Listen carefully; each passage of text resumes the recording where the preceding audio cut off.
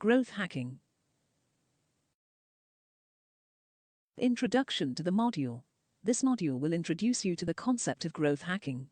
It will also give you an insight into the thought process of a growth hacker. It will help you to avoid rookie mistakes and have a better understanding of the subject.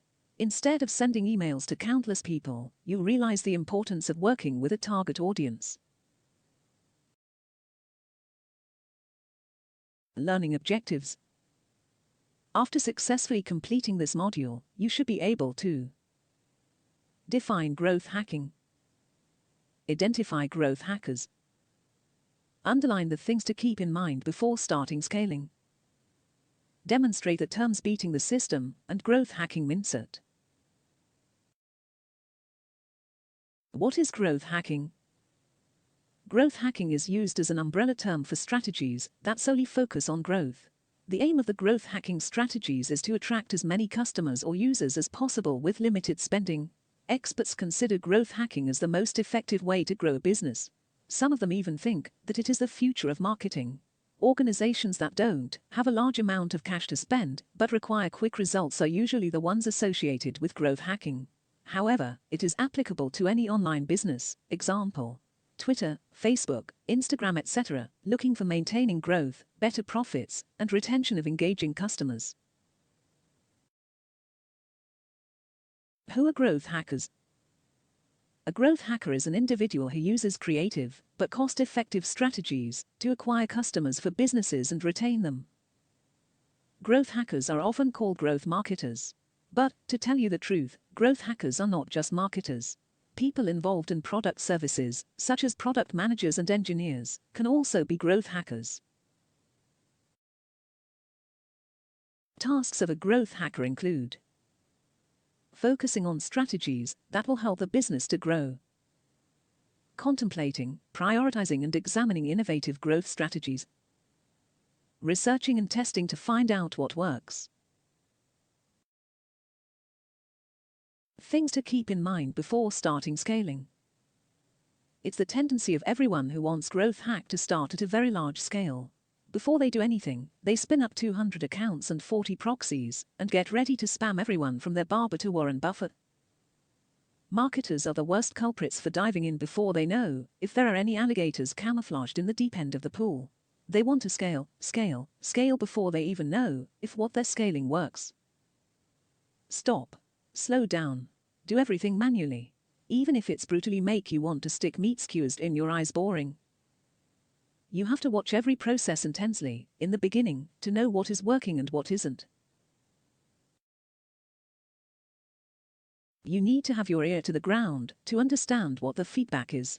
Do a small experiment, make it work on a small scale, and iterate quickly. Once you've really nailed it, and only then, start to scale. And scale big. On automation. If you are going to automate a process, make sure you exactly know what needs to be automated. One of the most common mistakes we see is that people try to automate or bot the marketing process from the very beginning, but the technique they choose is just a little bit off. Growth hacking is like writing code. When it works, it's powerful, but even one wrong thing can cause your program to not compile or to crash. Using bots or automation or other manipulation that breaks terms of service do work and eliminate labor short term. They even work in the long term if your process is just right. However, it isn't recommended because some people are likely to take it too far into the realm of spam. When considering the long-term work you are doing, remember that you are building equity on the internet. Every follower you gain and every email signal you earn doesn't automatically go away. If you manage these relationships correctly, it will be worth it. Beating the system. Many people view growth hacking as beating some sort of system. They try to figure out how to beat one system or find something that works on one channel, and then, holding that hammer, start to look at everything as if it's a nail. You've probably noticed this if you've ever talked to a search engine optimization (SEO) agency. You're a hot dog stand. What you need is SEO. that's the worst way to go about it. It works well enough to get results, but not well enough to learn what will get great results. It also works poorly enough that your cost of user acquisition will be too high to justify paying for it.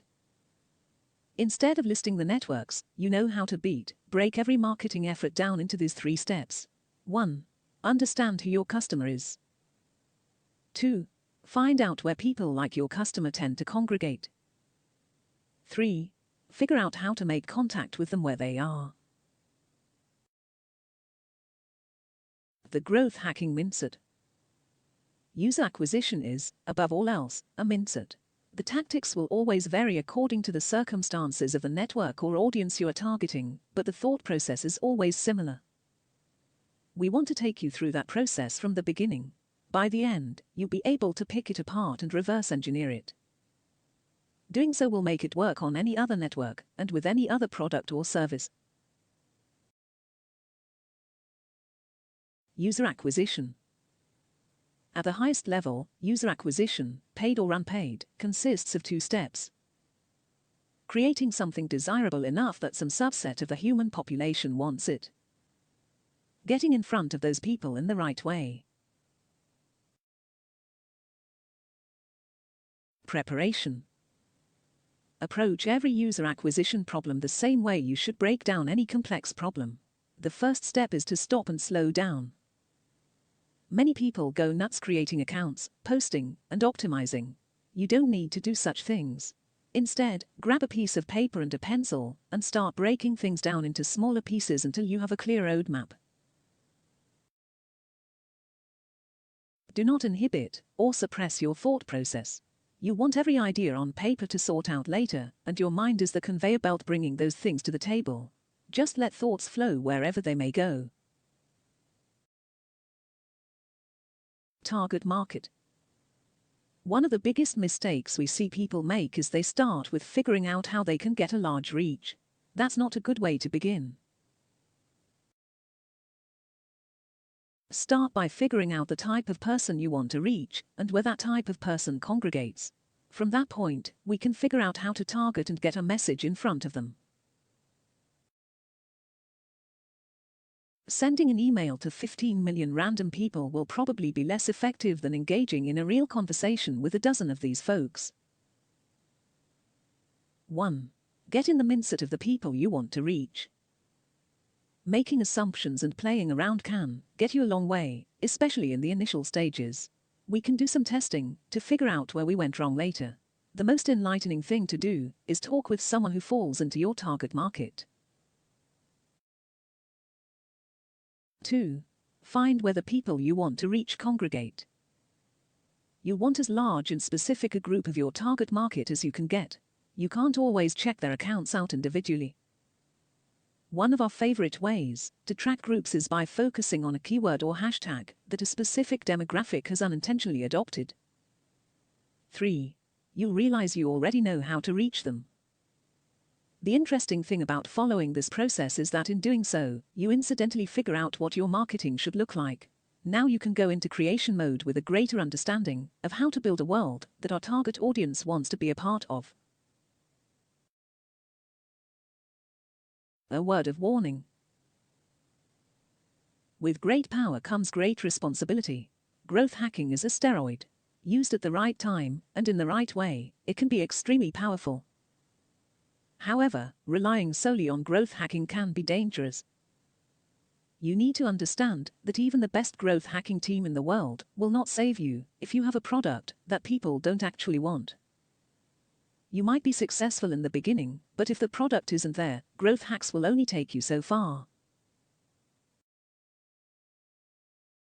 Otherwise, you'll scale up growth as a band-aid to cover all of the warts on your product, only to find that the warts are now infected. Your product is the base number, and growth hacking is the multiplier. There are times when fixing the product matters more than all the growth hacking in the world. And there are times when you need the multiplier. Carefully consider each. Highlights from this module. The aim of the growth hacking strategies is to attract as many customers or users as possible with limited spending. When considering the long-term work you are doing, remember that you are building equity on the internet. The tactics will always vary according to the circumstances of the network or audience you are targeting. Start by figuring out the type of person you want to reach and where that type of person congregates. You need to understand that even the best growth hacking team in the world will fail to save you if you have a product that people don't actually want. Thank you. This module ends here. Thanks for your time. Happy learning.